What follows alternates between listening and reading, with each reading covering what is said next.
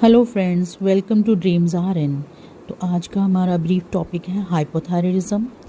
हमारे हेल्थ के प्रोफेशनल्स ने इसके बारे में पढ़ा होगा बहुत डिटेल में, तो हम जस्ट गो थ्रू होंगे इस टॉपिक के बारे में, क्योंकि जो हमारे जनरल पब्लिक है उनको भी इसके बारे में पता होना चाहिए कि हाइपोथायराइडिज्म क्या कंडीशन है। क्योंकि लोग का अक्सर कहते सुने हैं कि मैंने थायराइड की गोली खाली पेट लेनी है, तो की है hypothyroidism. So what is hypothyroidism?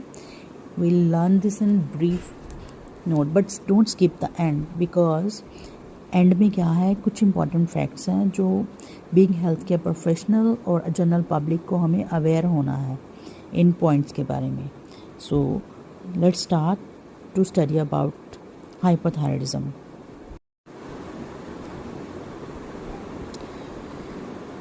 So हम बात करते हैं हाइपोथायराइडिज्म के बारे में। ये एक ऐसी कंडीशन है जहाँ थायराइड ग्लैंड कम काम करता है। ये ग्लैंड नेक के फ्रंट में होता है, बटरफ्लाई शेप का, और ये हार्मोन्स बनाता है जो बॉडी का मेटाबॉलिज्म कंट्रोल करते हैं। मेन थायराइड हार्मोन्स हैं T3 and T4। T3 triiodothyronine and T4 is thyroxine. जब ये कम बनते हैं बॉडी में तो बॉडी क्या हो जाती है, स्लो हो जाती है। हर एक प्रोसेस इसका क्या स्लो हो जाता है, सिर्फ एक के, वो क्या है, हमारा वेट गेन होता है। बाकी अदर प्रोसेस जो है हमारा बॉडी का स्लो हो जाता है, क्योंकि हमारा मेटाबॉलिज्म स्लो हो जाता है तो हमारा वेट गेन होना शुरू हो जाता है। तो इसके कारण क्या है? इसके कारण है ऑटोइम्यून डिसऑर्डर। इसमें क्या है, हैशिमोटोज थायराइडाइटिस सबसे कॉमन कॉज है, जिसके बारे में हम डिटेल में अगले वीडियो में बात करेंगे। What is Hashimoto's thyroiditis. Next is iodine deficiency, thyroid surgery या रेडिएशन थेरेपी या सर्टेन मेडिसिन भी कॉज कर सकता है। इसके सिम्टम्स क्या है? तो सिम्टम्स क्या, फैटीग और tiredness, weight gain without much eating, कि हम खाना भी नहीं खाते, हम बोलते हैं कि वेट गेन हो रहा है। और नेक्स्ट इज़ कोल्ड इंटॉलरेंस, जो हमेशा हमें ठंड लगती रहती है। Next is dry skin, hair fall, constipation, depression, क्योंकि हमारी जो थिंकिंग है वो भी स्लो हो जाती है। तो इसको हम डायग्नोज कैसे कर सकते हैं? तो इसका डायग्नोज करते हैं एक ब्लड टेस्ट से होता है। मेनली इसमें TSH, thyroid stimulating hormone level check किया जाता है।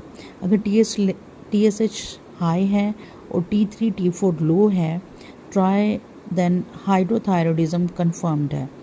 उसका ट्रीटमेंट क्या है? इसका ट्रीटमेंट है लीवोथायरॉक्सिन, एक सिंथेटिक T4 हार्मोन है जो डेली लेना पड़ता है।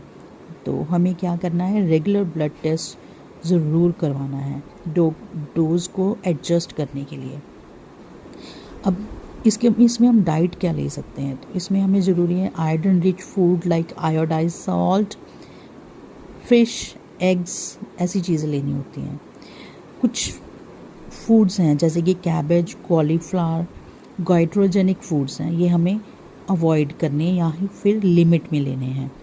Next is healthy balance diet maintain करके रखें। और कुछ पॉइंट्स हैं जैसे कि हमें मेडिकेशंस खाली पेट लेनी है। सिम्टम्स इम्प्रूव होने में टाइम लगता है तो थोड़ा सब्र रखना है, और मेडिसिन ज़्यादा नहीं लेनी, क्योंकि अगर हम ज़्यादा मेडिसिन लेंगे तो इससे क्या होगा, हाइपोथायराइडिज्म के सिम्टम्स आ सकते हैं जैसे कि palpitations and sweating. So hypothyroidism एक कॉमन बट मैनेजेबल कंडीशन है जिसे हम रेगुलर मेडिसिन और फॉलोअप से नॉर्मल कर सकते हैं और नॉर्मल लाइफ जी सकते हैं। सो इसीलिए हमें अपने मेडिसिन्स को अपने ब्लड लेवल्स के अकॉर्डिंग रेगुलेट कराना है, अपने डॉक्टर से चेकअप करवा के। सो हमने अभी हाइपोथायराइडिज्म के बारे में ब्रीफ में पढ़ा। अब हम इसी टॉपिक के रिलेटेड 2-3 क्वेश्चंस करेंगे जो कि एनक्लेक्स की बुक में से हैं। तो पहला क्वेश्चन है, तो जो हमारा पहला क्वेश्चन है वो है, a nurse is assessing a patient diagnosed with hypothyroidism, which of the following findings should be nurse expect? Number 1 is weight loss and increased appetite, then is tachycardia and restlessness, then cold intolerance and bradycardia, D is diaphoresis and heat intolerance. तो हम याद करेंगे इसके symptoms के बारे में जो हमने पढ़ा है। क्या वेट लॉस है? नो। टेकिकार्डिया है? नो। सो सी और डी ऑप्शन में से क्या है?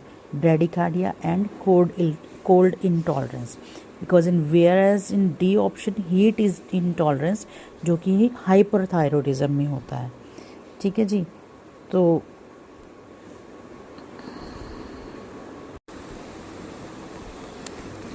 so the correct option is option C, in cold intolerance and bradycardia. Rationally, in hypothyroidism, the metabolic rate decreases, leading to cold intolerance, fatigue, weight gain, constipation, and a slow heart rate, whereas other symptoms are of hyperthyroidism. Got it?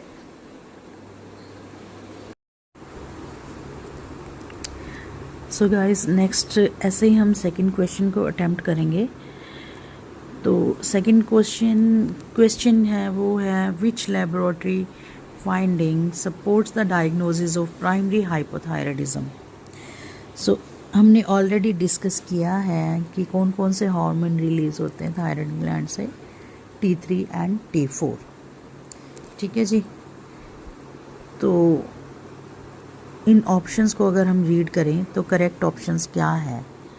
Increased TSH, decrease T3 T4, ये सही है कि other options जिसमें increased TSH, increase T3 T4, increased decrease THS and decrease T3 T4 क्या है? I think that अगर हम remind करेंगे तो हमारा करेक्ट ऑप्शन हमें मिल जाएगा। सो हमारा करेक्ट ऑप्शन क्या है? Answer B, increased TSH, decreased T3 and T4. Rationale is the pituitary increases TSH when thyroid hormones are low. So friends, हम लास्ट क्वेश्चन करेंगे, बट उसका आंसर हम कमेंट बॉक्स में देंगे, और उसके जो करेक्ट आंसर होगा वो कमेंट बॉक्स में आपको मिल जाएगा। देन अभी हम वीडियो में बने रहें, क्योंकि लास्ट में कुछ फैक्ट्स हैं जिन्हें आप ज़रूर पढ़ना और ज़रूर देखना। ठीक है, और stay tune to Dreams RN for new videos, for keep learning and enjoy the videos. Bye bye.